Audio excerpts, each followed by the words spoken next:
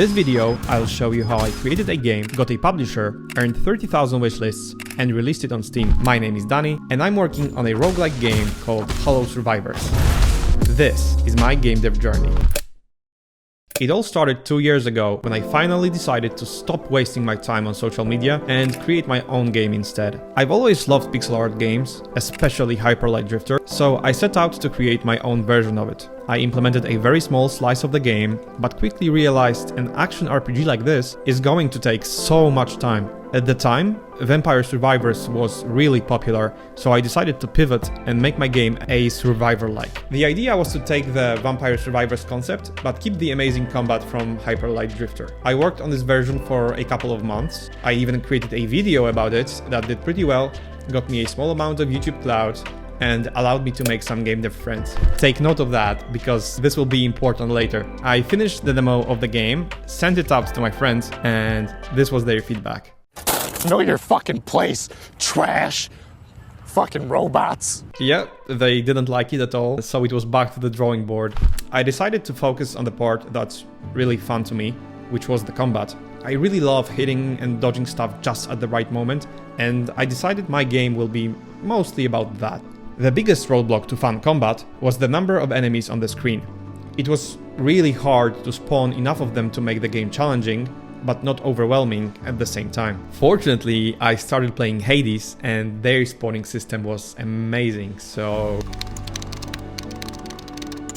And just like that, the game was fun. It's really mind-blowing how much heavy lifting can a good spawning system do. In the meantime, I changed the color palette to a darker one, and perhaps the most importantly, I changed the theme of the game. Previously, all enemies and NPCs were kinda random, but after I created a story for the world, everything started falling into place. Designs were no longer random, and the game became coherent. Yo! Should said it. Whoa! After I created a demo that was actually fun, I decided to look for a publisher that would help me with marketing. I prepared a website with my pitch, just as Thomas Brush advised, and sent it out to about 40 publishers. All of them declined, yeah.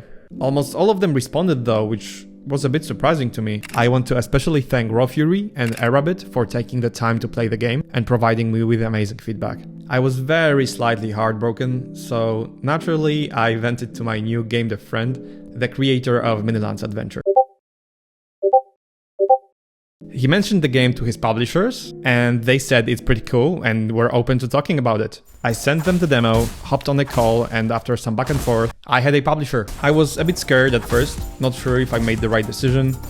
You hear all of these horror stories about publishers scamming developers. My game was sitting at about 1k wishlists at the time, and I thought maybe the game is just not marketable, you know? The publisher will not help. But then they 3x the number of wishlists in a single month, and I was like, yeah, it was worth it.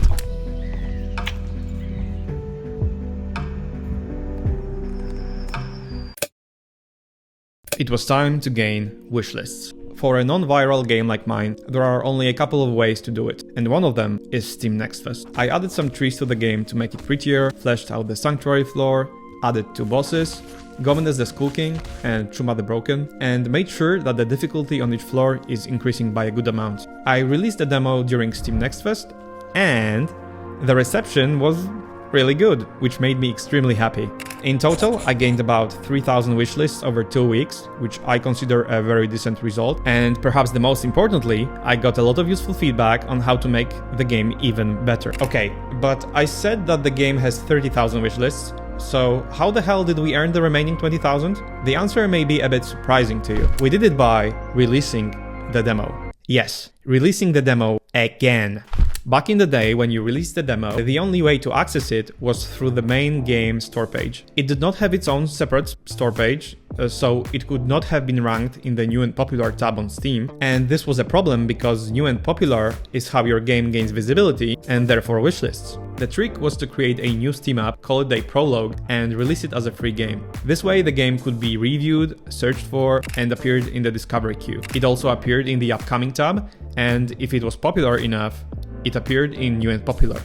The only remaining problem was that the prologue didn't have many wishlists, and therefore was not popular in the eyes of Steam. And here's where the publisher comes in. When the free version released, they sent out an email to their massive email list. A lot of people played the game, and because the game was quite good, it got positive reviews. The game got into the new and popular tab and stayed there for a couple of days. Here's the wishlist graph for my game. The spike you see here is the Steam Nextfest, and the spike here is the prologue release. It's kind of funny because both of these demos were basically the same, so I got 2 visibility spikes for just one demo.